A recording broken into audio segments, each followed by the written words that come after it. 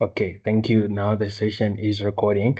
Welcome to the Research Capacity Development Unit at the University of Johannesburg. My name is Lawrence Asani, and I'm delighted to be your moderator for today's workshop. Can I just please get a thumbs up to ensure that everybody can hear me? Can you just please give me a thumbs up if I'm audible enough?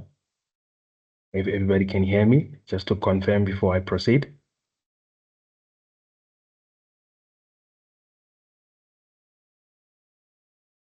Okay, thank you. So I'd like to start off by thanking all the attendees for taking their time to join us, and most importantly, would like to thank our presenter, Dr. Helen, for honoring our invite and for preparing to give this presentation. And before introducing Dr. Helen, I would like to go over a few housekeeping rules. So please note that during this session, if you do have any question, please raise your hand and I will unmute your mic and we will indicate to the presenter so that your question can be addressed. And as I have stated in the beginning, that this session will be recorded and all presentation slides will be posted on our model communities together with the recording. I will be posting a feedback survey in the chat session, and I would please request all the participants to please fill it in so that we may gain insight on how useful these workshops are and how we can improve, and as well to provide some kind words to our facilitator for their hard work. So before I begin again, please allow me to read over Dr. Helen's bio. Dr. Helen Agumba currently works as a lecturer at the Department of Education and Curriculum Studies at the University of Johannesburg. She holds a PhD and a master's in Education and Curriculum Studies. She has worked on several national and international projects, including the TAO project, the Sahire and Zenex, with funding from ESRC, NRF, and Department of Higher Education and Training in South Africa.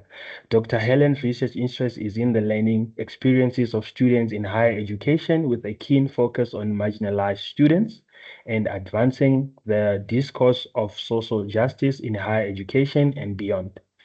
Other research areas include teacher professional development, curriculum development, policy evaluation, commerce education and assessment. She has published some of her work in reputable journals and various national and international conferences. So I would like now to hand over to Dr. Helen. You may now begin and proceed. Thank you so much. Good morning, and thank you so much for the lovely introduction. And it's good to be here yet again. We were here last year. So I look forward to the next cohort of students and maybe some who are joining again just for some refreshments. So now I just want to share my screen and just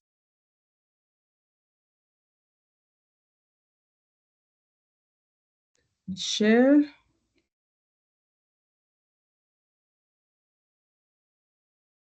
Can you all see my screen?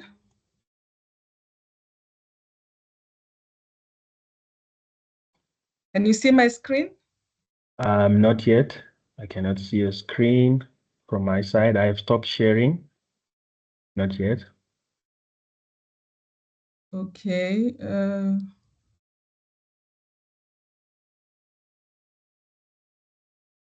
Can you see now? No. Oopsie. Okay, let's try that again.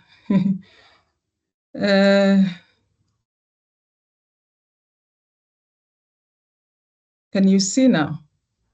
Yes, we can see it. Okay. Not, yes. Okay, it's not yet in presenter mode. Sure. Yes.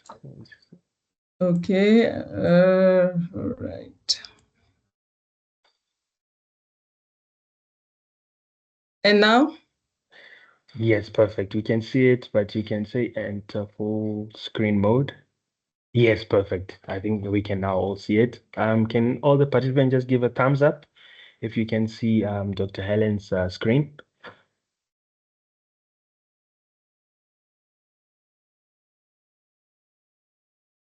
Okay. I see there's a hand up by Kakleho. I don't know if there is any question there. Right. Katleho, shall we proceed? Or it was a legacy hand? All right, we shall proceed. So Okay. shall I proceed or is it a Yes. question? No, it Okay. wasn't a question. Yeah, we can proceed. Thank you. Okay, thank you. Good morning, everyone, and welcome again. So today I'll be exploring the research journey, of course, for postgraduate students across honors. I'm going to master's and PhD programs, I hope. And whether you're just starting your research career or maybe looking to refine your approach, this presentation aims to provide you with some guidelines or comprehensive understanding of the research process, the unique challenges and opportunities that come at each level. And of course, my goal is to help you navigate your research path with greater confidence. So welcome, and I hope you enjoy the session. So just wanting to know here, I hope you can see my next slide. Did I move to the next? Okay. Can you all see my next slide? Yes, I Sure. can see it. All right. So Yeah. today's agenda, I'm using double screen and it's confusing me. So I'm just making sure that I'm with you. Okay. So here we are going to cover, we'll begin, of course, by examining the broad research landscape and how expectation might differ from honors level, master's, and PhD. Then we'll walk through the research cycle from conceptualizing it to completion. And we'll try and address some of the common challenges and providing practical solution along the way. I'll also try and present you or show you some of the essential tools that you might need to help you in terms of your research, writing, journey. And of course, we'll have some discussions about having a realistic timeline and expectations for your degree. So my hope is that at the end, you will have really a roadmap for your own research journey. So I just wanted to check in the room because if you can just help me track the chat.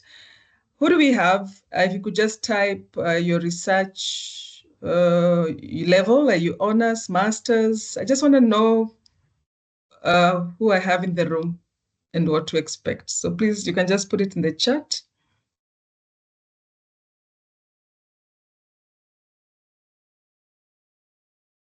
Okay, I will be tracking. Okay.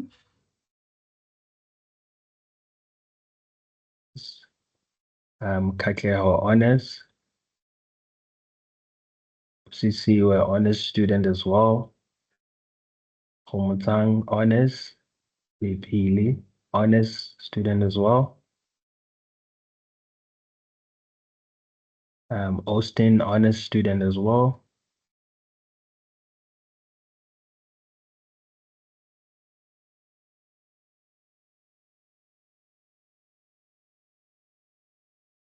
Okay, it seems majority are honors. Any PhD, any masters?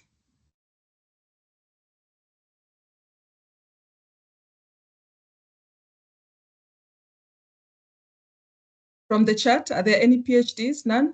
None PhDs, none masters. Like All right. majority is honors. Yeah, we all have honors, and Mohammed also is an honors student as well. So I think we have mostly honors students. Yeah. Okay, great. So that will make my work easy. So then I don't need to focus on the other ones. So let's begin. So then I don't need to really go into detail in the other levels. So, but I just wanted you to understand what to expect at honors level. I mean, when you look at at honors level, your research will typically focus on developing foundational research skills within a well-defined project. So usually you have to complete this in 1 year, of course, if you're doing full-time, but part-time, your first year will be your coursework, and then second year you're doing your research. So then, I mean, all in all, it should be in 1 year. So then the rest, I don't need to go through it, but that is just a general idea, just something that I always like to emphasize with honors student. Know that your work is a very small research project. So it's important for you to have that understanding so that you don't go big, you don't have a very broad scope. And also because at honors level, you might also be asked to actually work towards your supervisor's area of specialization. So you might not actually do what you want to because it has to be a really focused area. And of course, in terms of the wording, ideally for me, it should be around 25 pages that you're expected to produce a project. So we don't call it a thesis as such. Okay, we just put it for the sake of this, but normally it's just a research report for about 25 pages.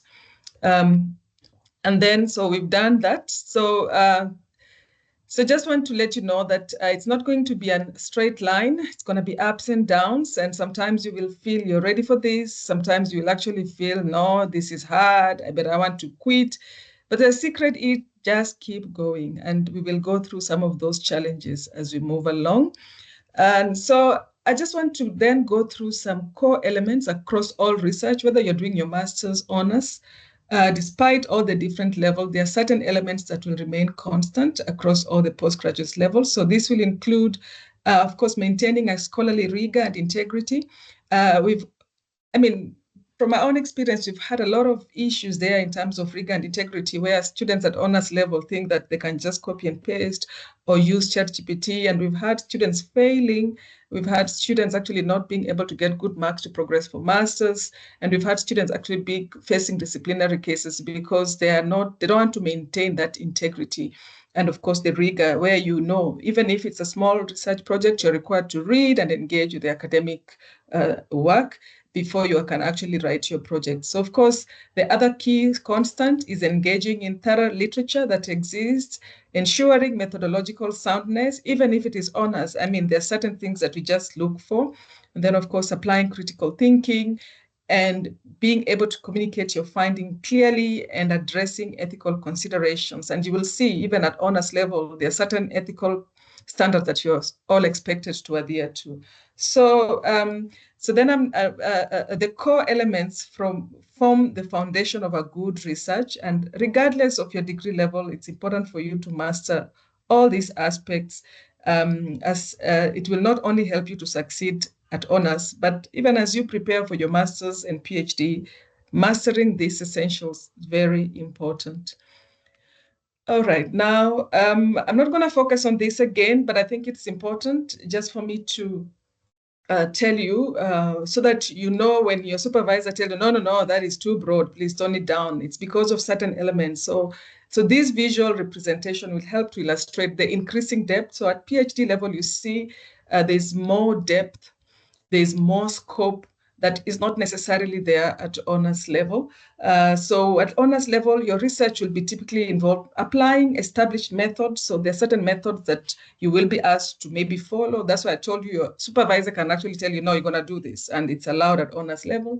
And then, of course, at master's level, mostly it's about extending. Sometimes it's the method, sometimes extending theories, and sometimes applying some novel combinations of existing approaches.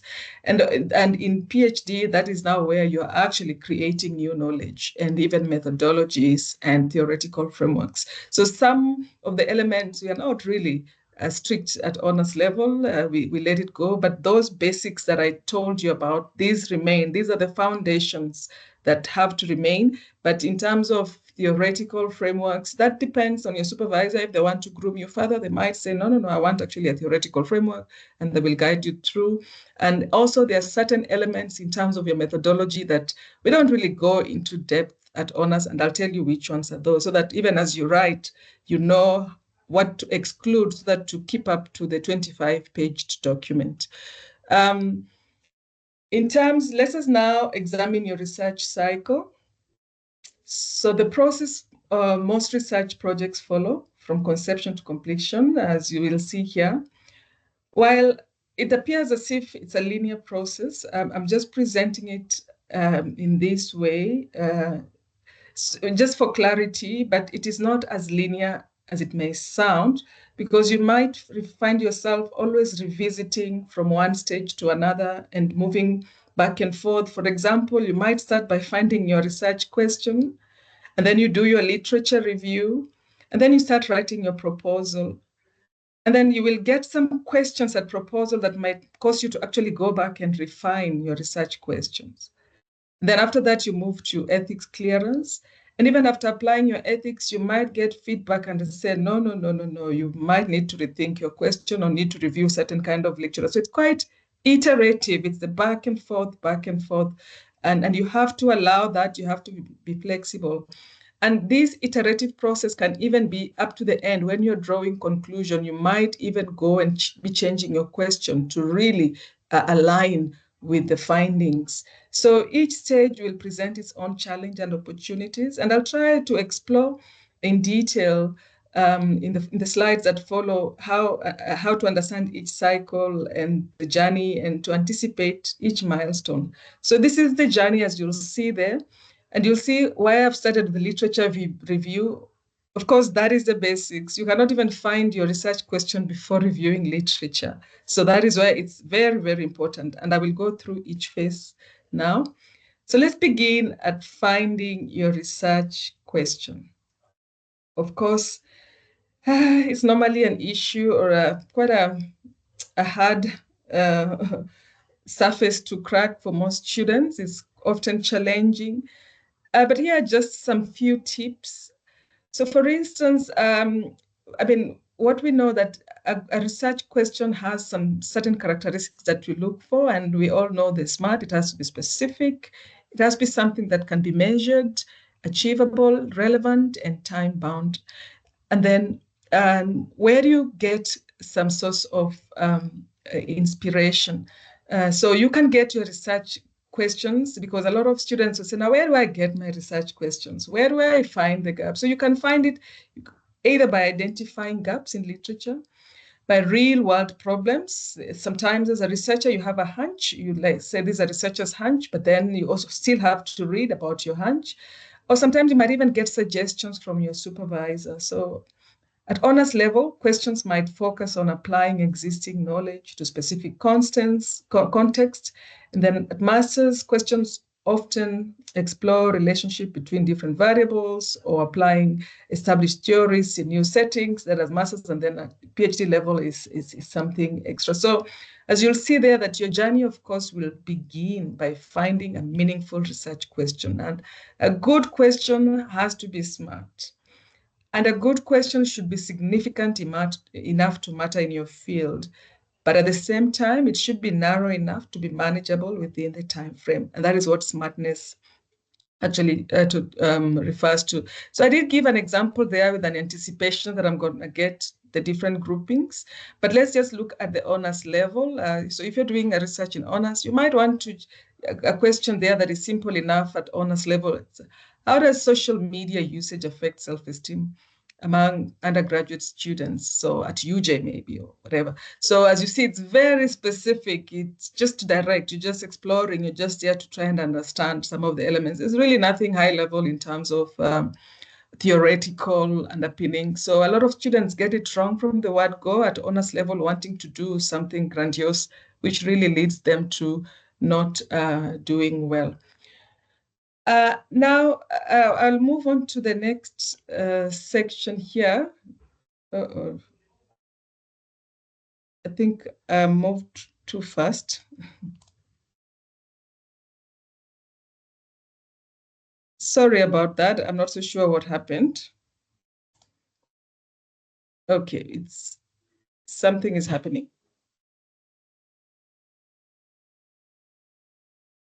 Not so sure what is happening. Okay, there we go.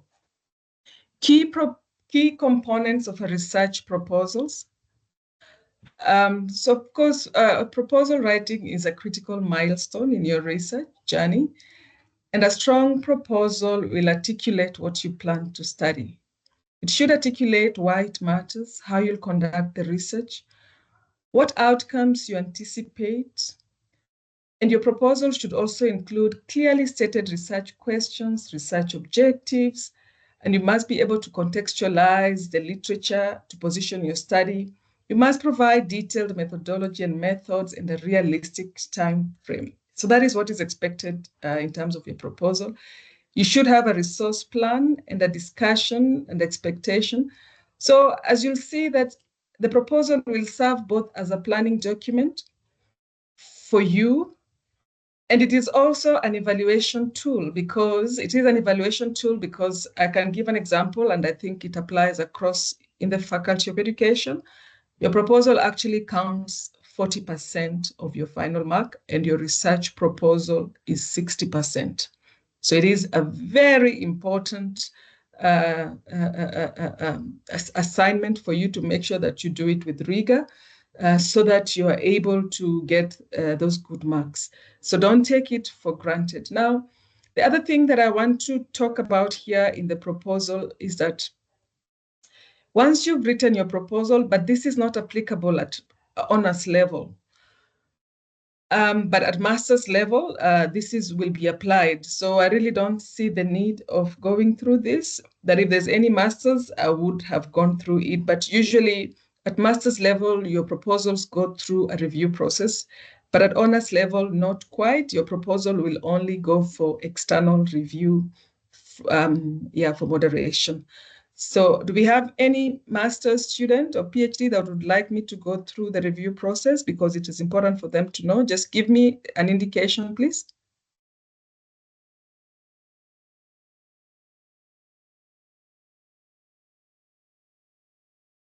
I don't think we have any Now, honors or PhD student here. Oh, there's a hand up by Precious. oh, okay. Precious, are you PhD or master's? You may unmute your mic and speak.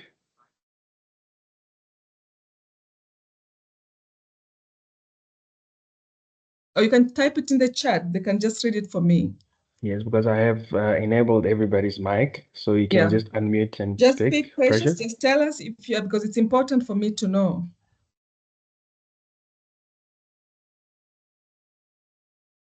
All right, let me just go ahead and explain for the sake of she's a master's. Yeah, she says master's. Okay. master's. Yes. Okay. So at master's level, usually your proposal will go through the departmental scrutiny. So after you've written it, your supervisor will send it to the department. You'll get at least two reviewers to review your proposal.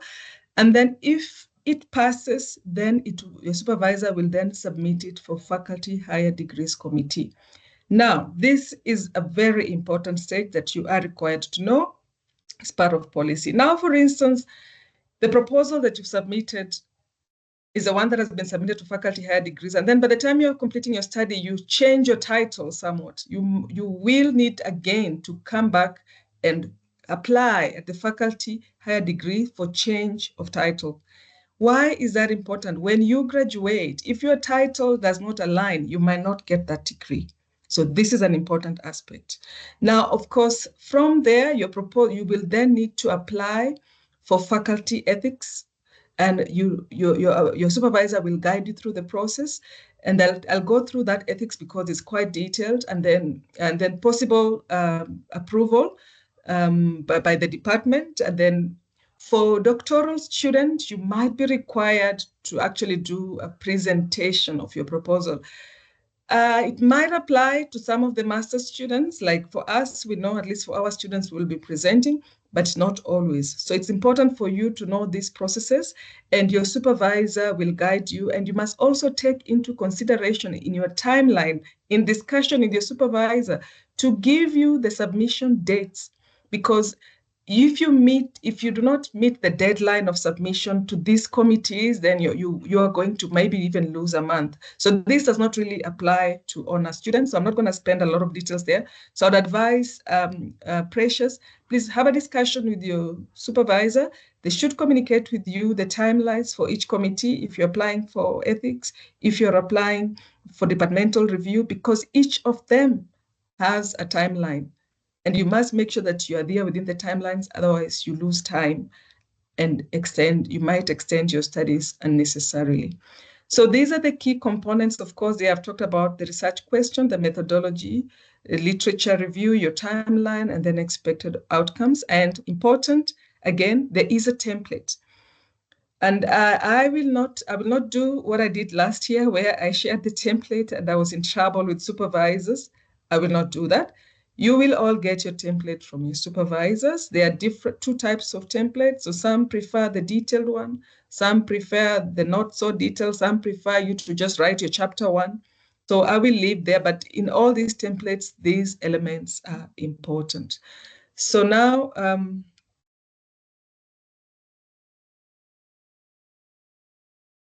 I will now go to the next stage. Any questions thus far?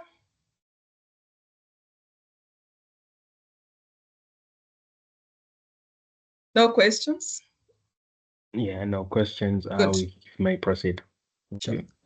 So this is an important part for ethics application, and this is one that often land people in trouble. So ethics is mandatory, including honor students. So long as you're doing research that involves human participants, animals, or sensitive data that you want to access, you will have to apply for ethics. And there are different layers to ethics. So the purpose, of course, for any ethics application is to ensure that your research adheres to the ethical principle and minimize potential human harm.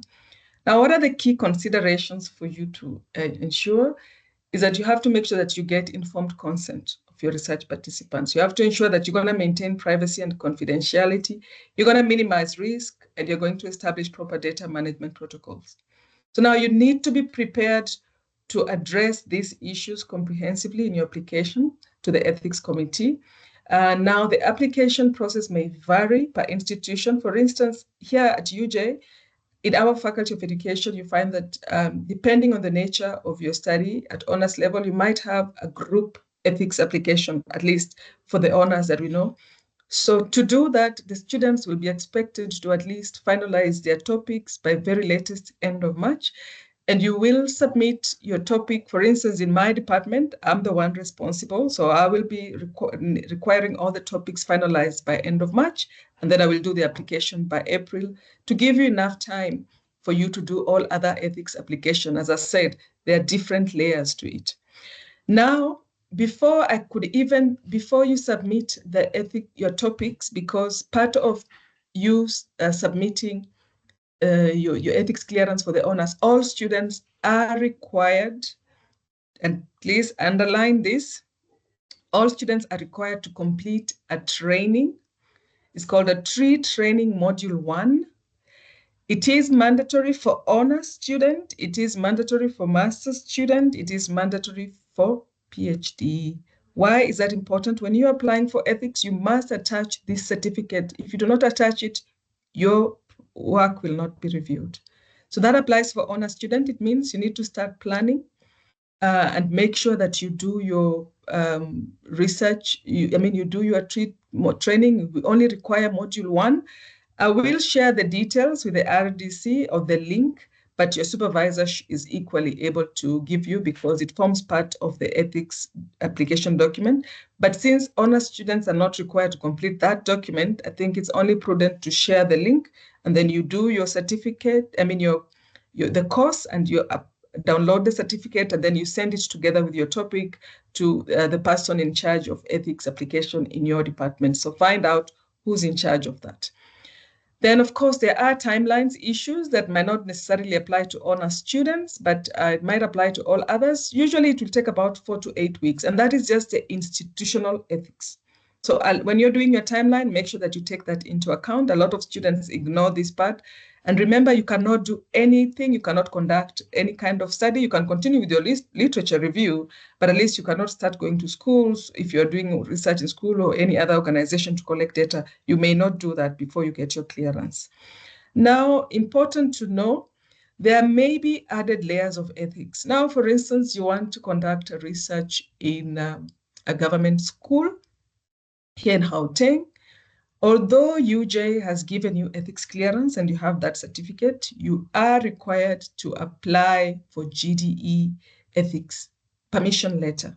So again, if you're from my department, which is Education and Curriculum Study, I'm in charge of that, and I make sure all the students are given the required forms to apply for GDE. You may not apply without the ethics certificate.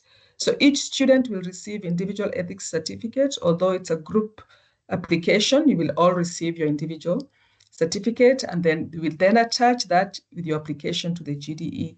Now, that does not apply when you're conducting research to private school. Now, in private school, the only thing you might have to request permission from the school principal, which you must also put it in your proposal that you will conduct in a private school, so you don't need additional layer, so you only get permission from the school principal and the teachers. Of course, you will need their consent. So make sure that you know all these when the committees are meeting, when are their submission deadlines, so that you really work alongside with them and you cater for that in your timeline. Now, the good news is with a GDE application, it's very easy. It takes about 3 days and you should get your approval. So the one that should worry you the most is the UJ ethics, which you have to make sure that you apply, you finalize your topic and apply quite soon.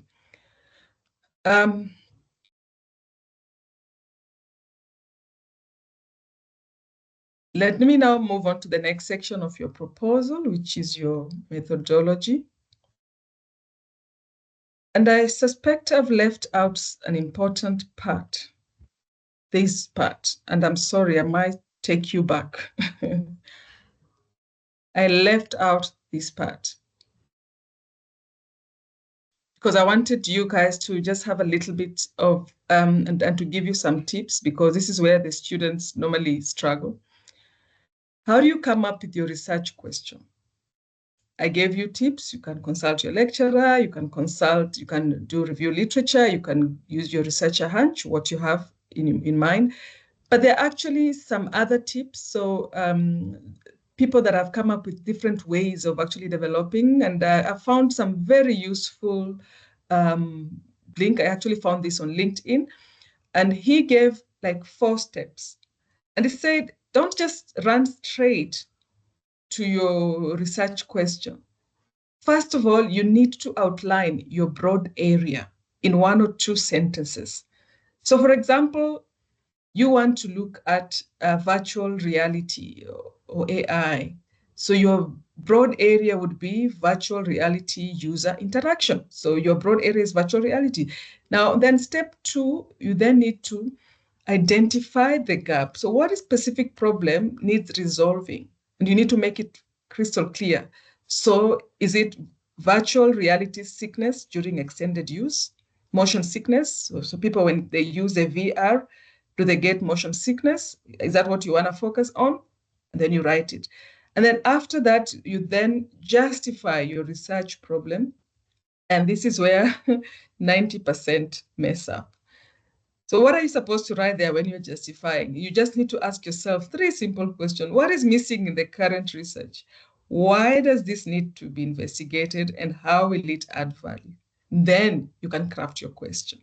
Okay, so these are 4 basic steps, and I will also share the link, the YouTube videos that I found quite useful, and other methods that people have used. So I just want to get your reactions here with the chat questions. Have you struggled, for those who've already started, with the research question, and what was your biggest challenge? So if you could just type that for me, please, as I take a sip of water.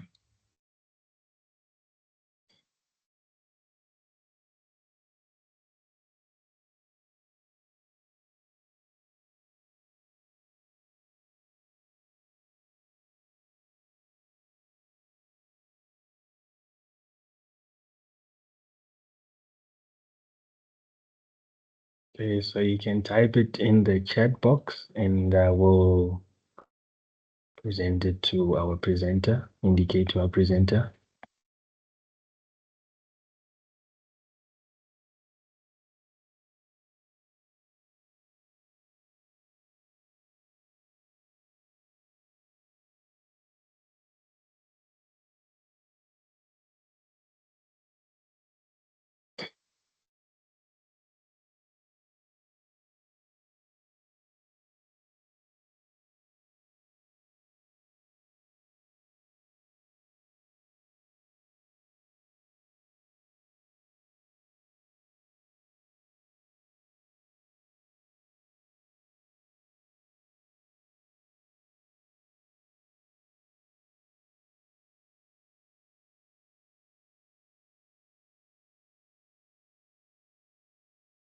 Are we getting some feedback?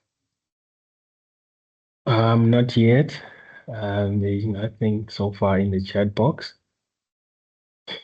I will give them time. We need them Okay. to write some of their challenges. Okay, there is feedback Okay. in the chat.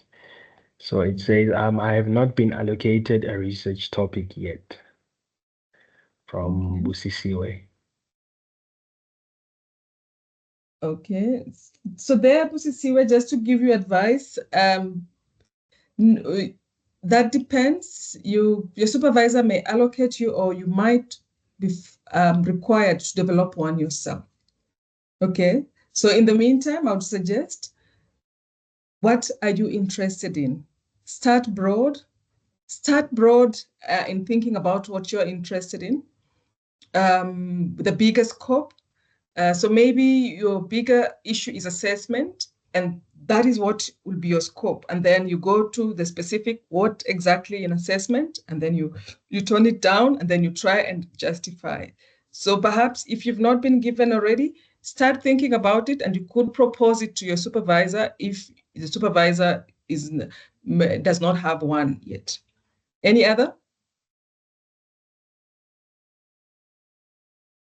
Oh, you guys are brilliant. Nobody has any issues. Wow. Not like Mm. me. I faced a lot of problems.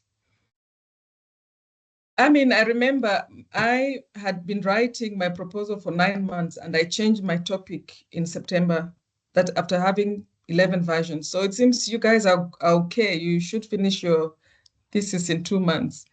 Any Okay, more comments? there is some comments. So there is one say, I'm struggling to strike a balance between a question that is too broad or Mhm. too narrow. Okay. And the other one is, I do have a research question, but I'm not really sure if they will be of benefit to the whole research. I might as well change them after this presentation. Okay. Just following up from the previous from Libello, it says, e.g., for example, using organization, can I focus on one organization or just say South African large organization? So, Thank you for that. Those are lovely comments. And for the last, is it Lebello? I would advise at honors level, one organization is enough. And in fact, not even the entire organization. Try and focus on only one element that you want to look at. So otherwise, it will become too broad, especially at honors level. Just one. Okay, it's allowed. All right. So key things. I don't know if you want to do if most. I would like each. We have 18. For now, I know you might not even have been given a topic yet. Are you able to just think for a moment? I want to give you one moment. Don't write the research question, just type your scope. What is that broad area that you want to look at? Do you have anything in mind? Don't write a question, it's just your broad area. So that is our first level of trying to get to our research. What's yours?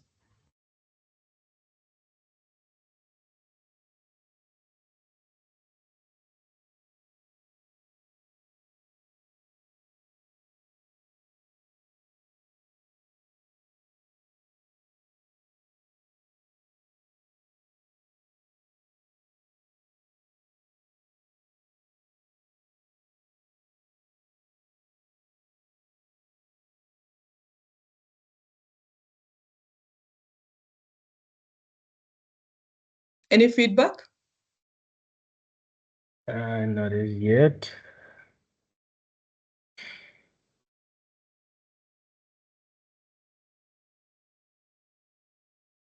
Livelle said employee engagement. Okay, then Nice. Busisiwe says the influence social media has on political campaigns. Nice. Mhm. It's about social media. And Lebello, give me the Lebello ones. So he said when you spoke about using the organizations and trying to focus on a certain part, I think he typed employee engagement. I don't know if that's what he was So it's referring to. employee engagement is your main aspect. That is okay. It's broad enough. All right. Yes, then Lovely. there's that question from Bosisi where the influence of social media has Mhm. on political campaigns. Okay, so then your main aspect there is social media. That is your broad scope. So if well, as you start reading, you have to start reading on social media use. So that will be your broad scope. And then of course for Lebello, it will be employee engagement. That is your first variable that you're going to be looking at. So depending on how you phrase your topic, you might have several variables in your research. All right, thank you for the contribution, Lebello. And who's the other one? We've been quite active. Thank you. And let me now move on. This is another, we call it the cheat sheet. You'll find it on LinkedIn. They tell you exactly how to develop your research gap, how to identify it, and of course, in you identifying it, you'll be able to come up with your research question. You can follow Mohammed Harun Shukat on LinkedIn. It's very good. He actually gives, if you follow him, he gives feedback on you. You can type in whatever you're thinking and is able to give you feedback to refine your research gap. So I find that quite useful. And then let's now look at your literature review, because this is another important aspect. So the literature review serves multiple crucial functions. Of course, it will demonstrate your familiarity with the existing research. It will help you refine your research question, identify methodological approaches, position your study within the broader field. So it is important for you to have a systematic way of conducting your literature, because a systematic approach to literature using academic databases is very important. And I know most of our students, we are just going straight to Google. And I can tell you, not everything that is Google is credible. There's quite a lot of good research that is available on the UJ databases. The university pays millions to have these databases on.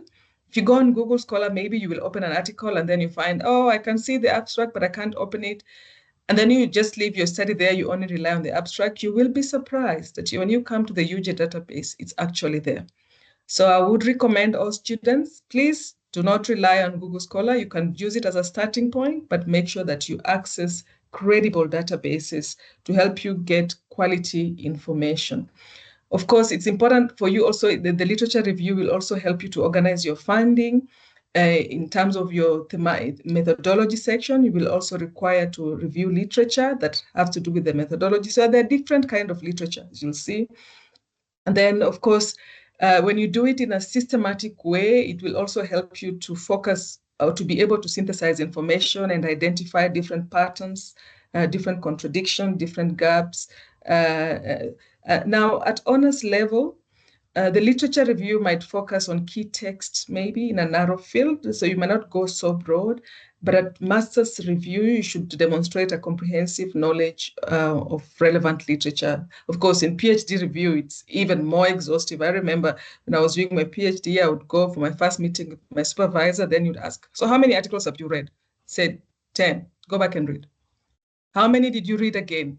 20, go back and read, until I was at 50. That's when he said, okay, I can now read your work. So that's how massive it is. And you're now lucky we have AI. A lot of students are using that, which is unfortunate because some end up plagiarizing and not having their own voice, and you actually end up not developing as a researcher. So I just have to warn you, there is power in reading. It expands your mind, it expands your thinking, it expands your argument. So I would recommend read. You may use AI to help you shape your thinking, but make sure you immerse yourself in the readings, in the literature that are credible. And then, so I'm not so sure what's happening again because we've done that. I'll now look at the methodology section. That is your other element in your research. You need to be able to align the methodology according to your question. So selecting appropriate methodology is critical for your research to succeed. So it must align with your research questions. So certain question, depending on how you phrase your question, it might lead to quantitative. And one aspect, even if I just see your topic, as soon as it has something like the impact of, I just know that one is quantitative. As soon as I see the effect of, automatically quantitative. So depending how you phrase your question, it will point it automatically. So a reviewer can just see. But then if I go to your research, your methodology, you're talking about qualitative, already there's no alignment, and there's high chances of you actually not passing. At PhD, at master's level, you're not really, this is where I wanted to say, at honors level, you can ignore here epistemological stance. We are not really interested in that for now. We will be interested in that at master's and at honors, at PhD, where you really have to position your study. What is your epistemological stance in terms of knowledge, in terms of values, in terms of your positioning as a researcher, and how does that influence your interpretation? So it's quite high level. So we don't expect that for honors. You can ignore that. But in terms of, but it is also important for you at honors level, you might want to just adopt and establish methodologies with your supervisor's guidance. So don't go too much in depth. Your supervisor will guide you. What exactly do you need to include here in your at honors level?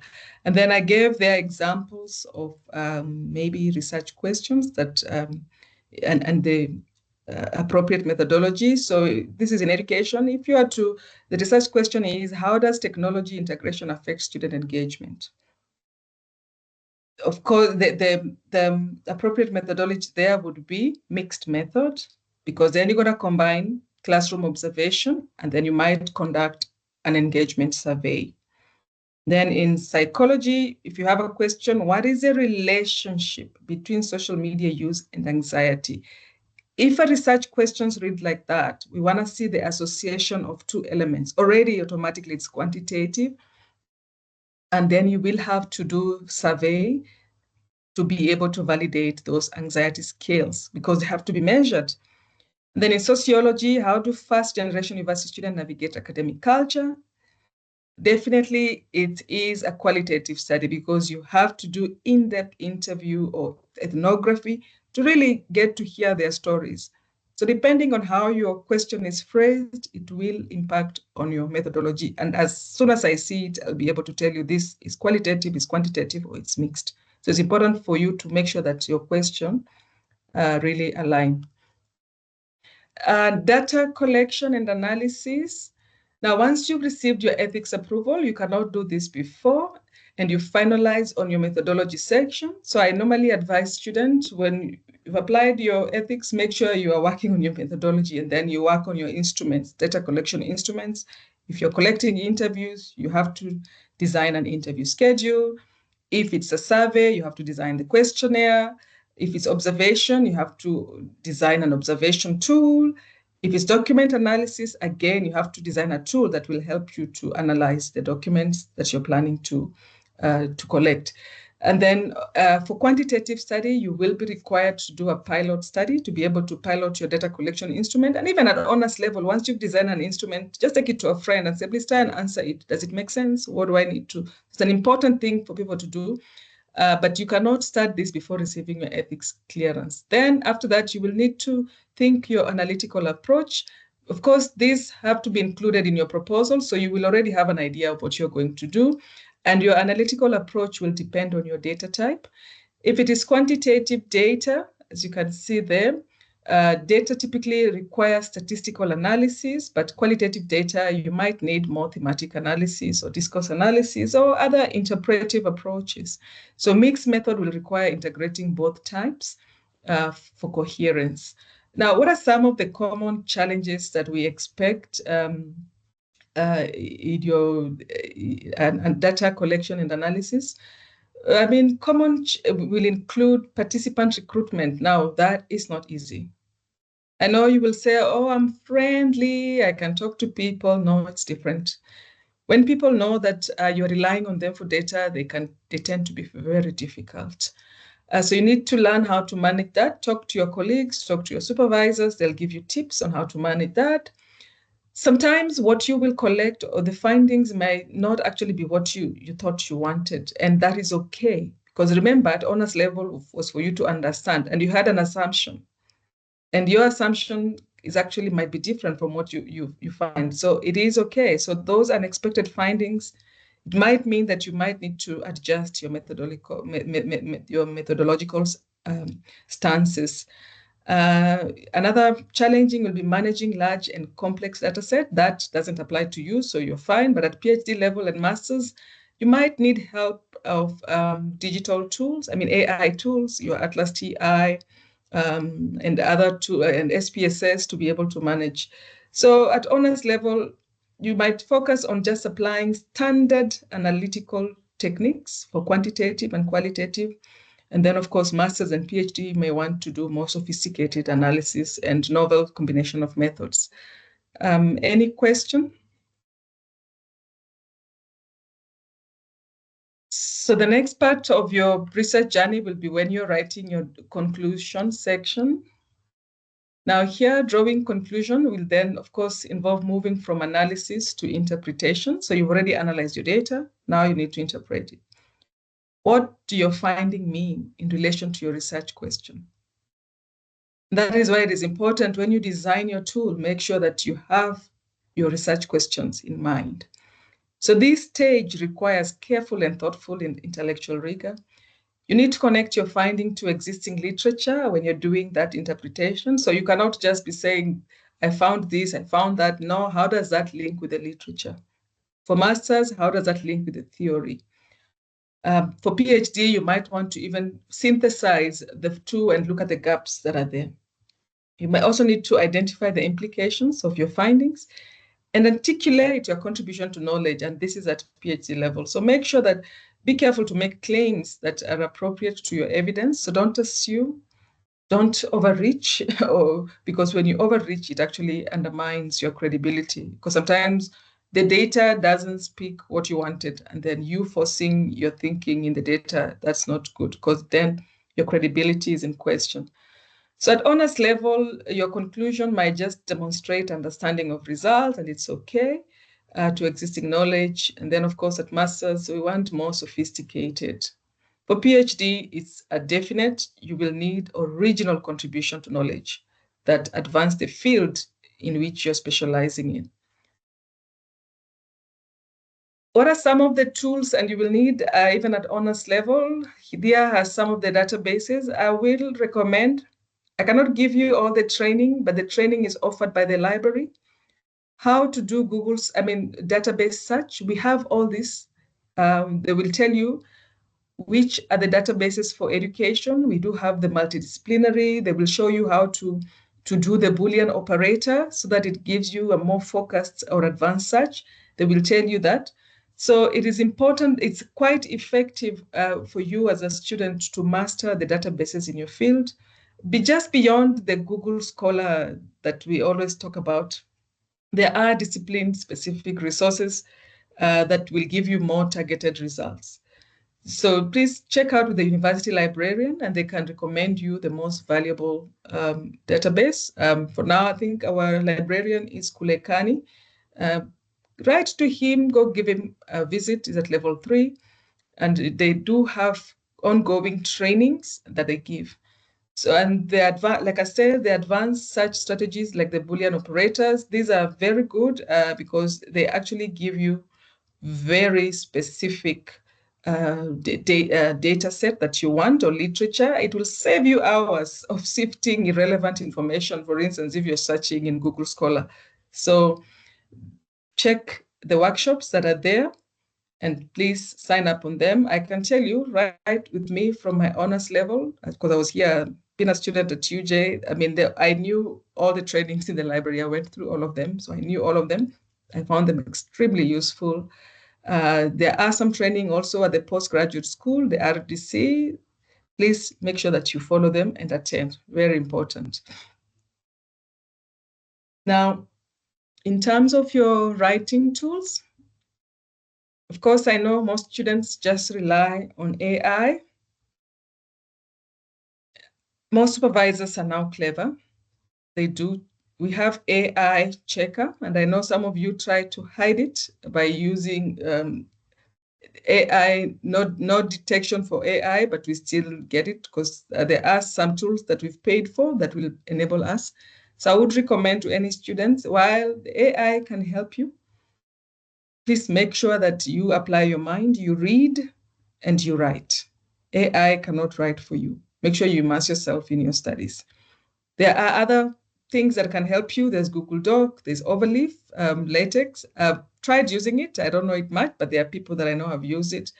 There is for grammar. Please make sure you check Grammarly. It's freely available, and all other language tools that are there for free. And then in terms of focus and productivity, I myself use Pomodoro apps because I can tell you it's very easy to miss. So I don't know about the rest, but I don't know about Pomodoro. So I've downloaded the app. Whenever I want to work or I want to write, I time myself for 25 minutes and I make sure for 25 minutes, I'm just focusing on writing. So if you can get yourself a Pomodoro app, that will really help you.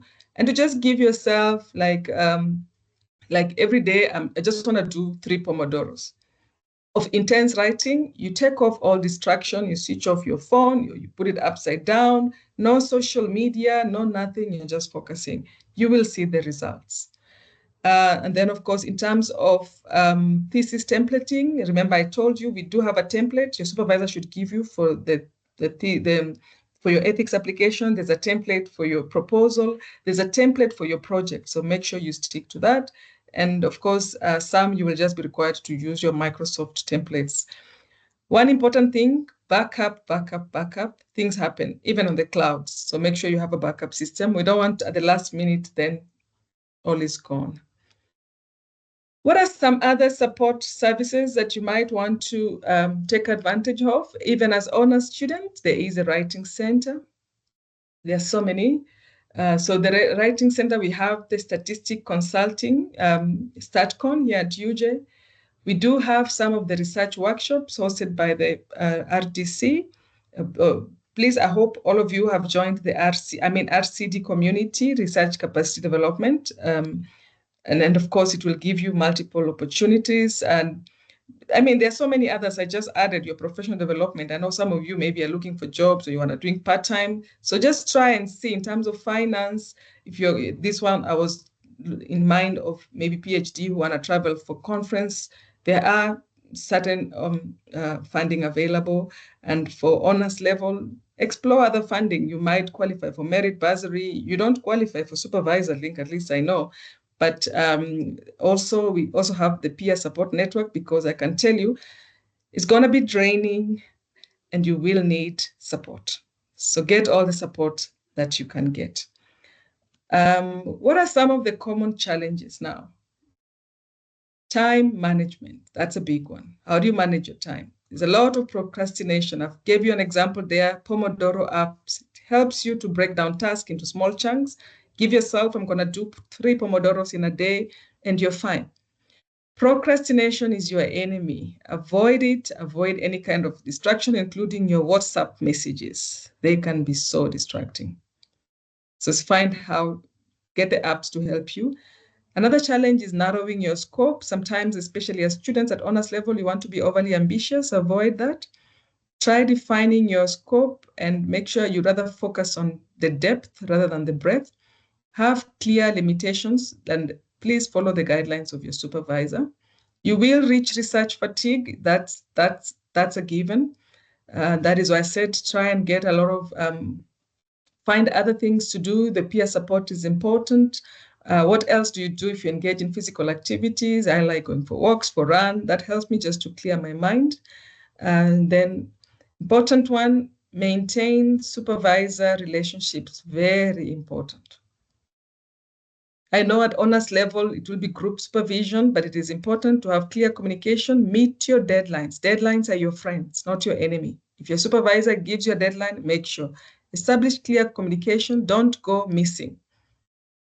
Communicate with your supervisor because your supervisor have to know what to expect. Communicate them so that you don't have mismatched expectations. If you want to be supervised the helicopter way, or you want to be followed up every day, so the supervisor will be there on your neck every week. But if you're self-disciplined student, then you can do things on your own and just meet your deadline.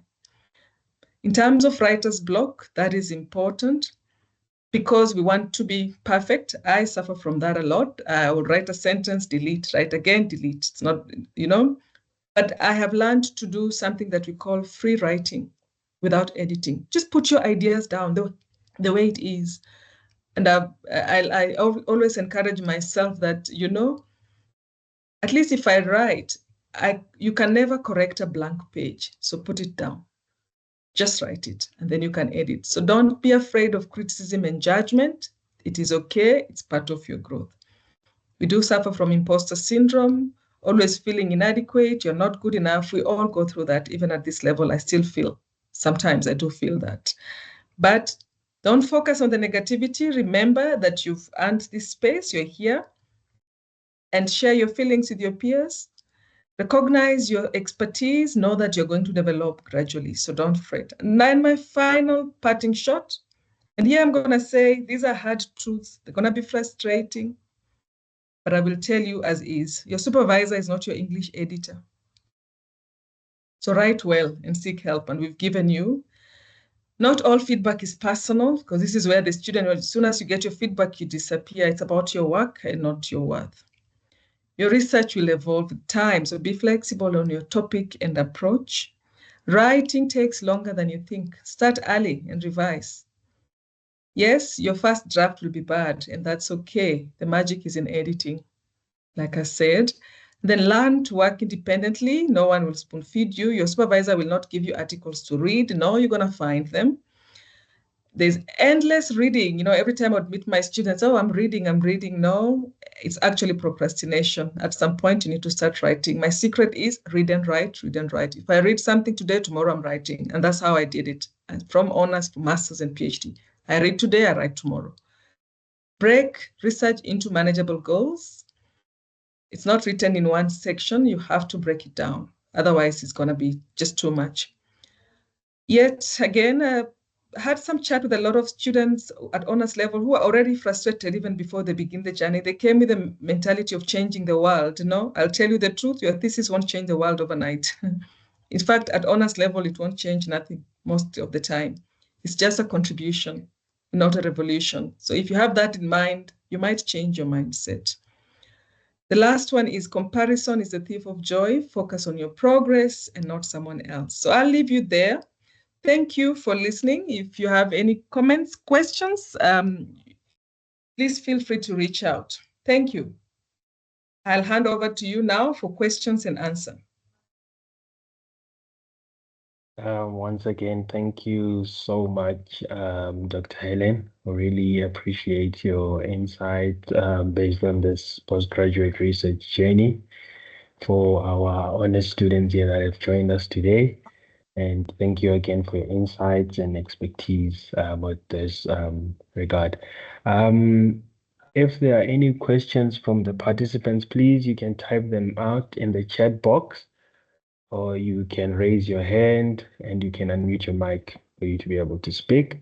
And just to clarify on there's a question that was asked in the chat box about the presentation slides and the recordings. Just please note that we will upload all the presentation slides and the recording as well for this session. So obviously I will ask Dr. Helen to share with us her presentation slides, and we'll post that on our model communities. And as well as she mentioned about our model communities, if there's anybody who hasn't been enrolled in our model communities, please feel free to email us at rcdinquiries@uj.ac.za. So I will put up the email in the chat box. And if you'd like to be enrolled into our model communities, please just email us and we will enroll you in our communities. Thank you. Don't go for Father's Day. Is there somebody speaking? So you would wait for the service to happen before you check that one, if it cares. Levy,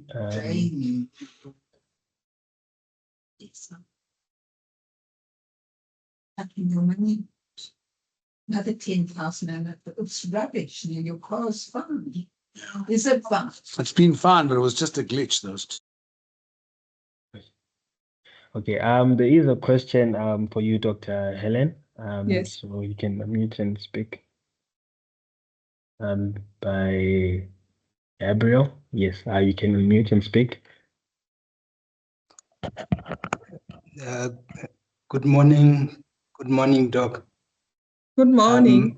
Mine it's more of just a sort of a contribution in terms of the conclusion, just in addition to what you said regarding the conclusion, that it is also important that no new issues are raised in the conclusion. Yeah. So in other words, don't start another research, like posing research questions or posing other arguments when you are now concluding the research report.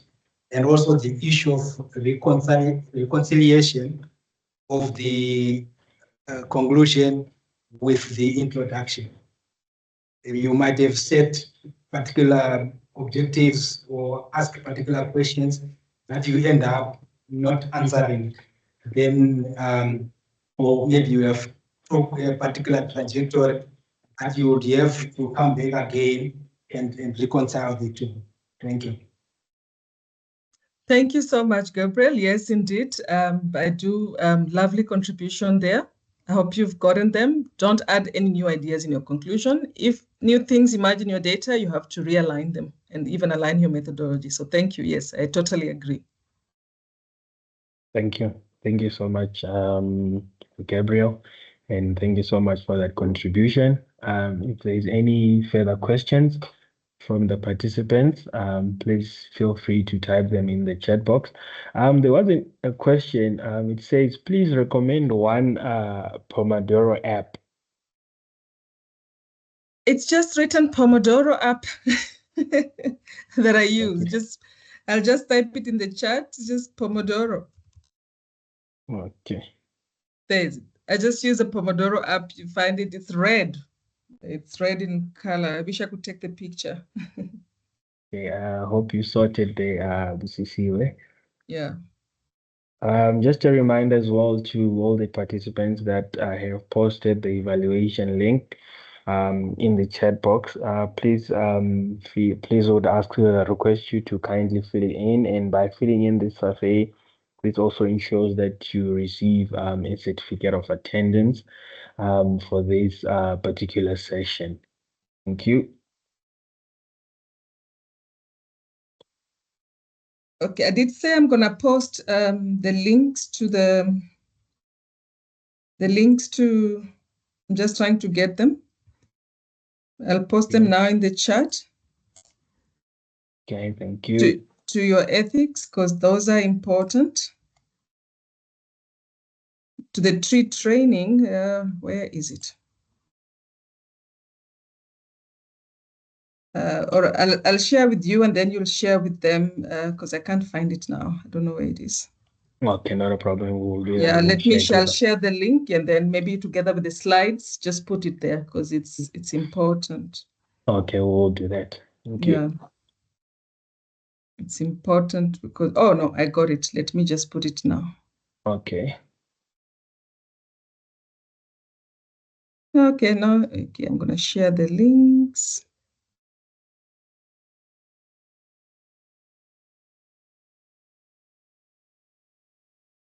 Here's a link to the tree training.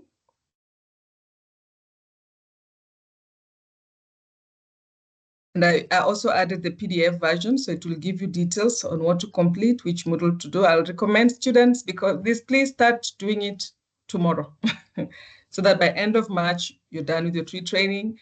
When the person responsible is applying for ethics, you have your certificate ready. It does take some time to complete it. Thank you. Okay. Thank you so much, Dr. Helen, for sharing that. Are there any further questions or any comments from the participants? Please feel free to type the question or raise your hand if you'd like to speak or comment further.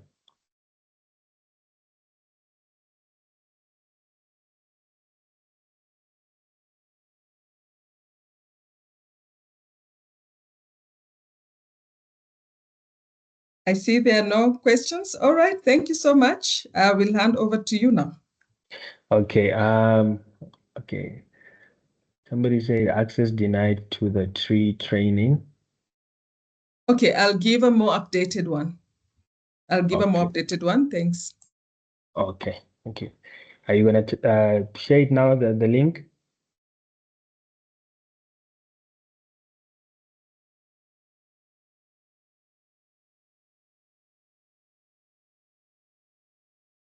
No, I'll share it later. Thank you. So I don't Okay. keep them. Yes. Thank you so much, Okay. Precious. I will share. Okay. Once again, I'd like to express our appreciation to all the participants, all the students, and our facilitator for honoring our invite and being able to facilitate this session. So without any further ado, again, I would like to thank our facilitator and the students for joining this session. And just a reminder again to please fill in the feedback survey. And this will enable you to get a certificate of attendance once you fill in this evaluation form. And please note that we will post all the presentation slides plus the recording to our model communities. And thank you again for joining. And in that sense, Dr. Helen, will you allow me to end the session? Yes, please. Thank you so much for having me and for everyone that attended. I really appreciate it. Thanks. Okay. Thank you so much and have a great day further. Thank you. And I will now be ending the session. Thank you.